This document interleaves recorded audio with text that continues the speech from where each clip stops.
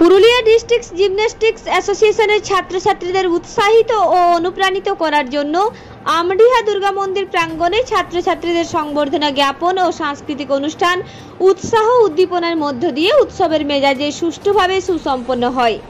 ছাত্রছাত্রীরা বিভিন্ন সময়ে রাজ্য ও জাতীয় স্তরের বিভিন্ন প্রতিযোগিতায় অংশগ্রহণ করে সাফল্য অর্জন করে।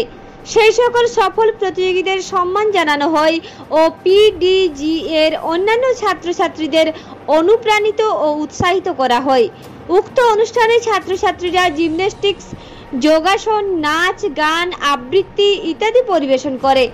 উক্ত অনুষ্ঠানে উপস্থিত ছিলেন বিশিষ্ট সমাজসেবী টিঙ্কু প্রসাদ গুপ্তা, পিডিজি এর সভাপতি মধু প্রামাণিক, বিশিষ্ট সাংবাদিক দীপেন গুপ্ত, পিডিজি এর কোষাধ্যক্ষ পার্থপ্রতিম দাস, সাধারণ সম্পাদক এবাদুল হক হালদার ময়না, ইন্টারন্যাশনাল জিমনাস্ট ধর্মেন্দ্র কৌশলা, সাংবাদিক আসিফ আনসারি, পিডিজি এর সহ সভাপতি ইকরাম উদ্দিন খান, মালঞ্চ মাহাতো সহ এলাকার বিশিষ্ট ক্রীড়াবিদগণ ও পিডিজি এর সকল ছাত্রছাত্রী, অভিভাবক, অভিভাবিকা ও মেম্বারগণ।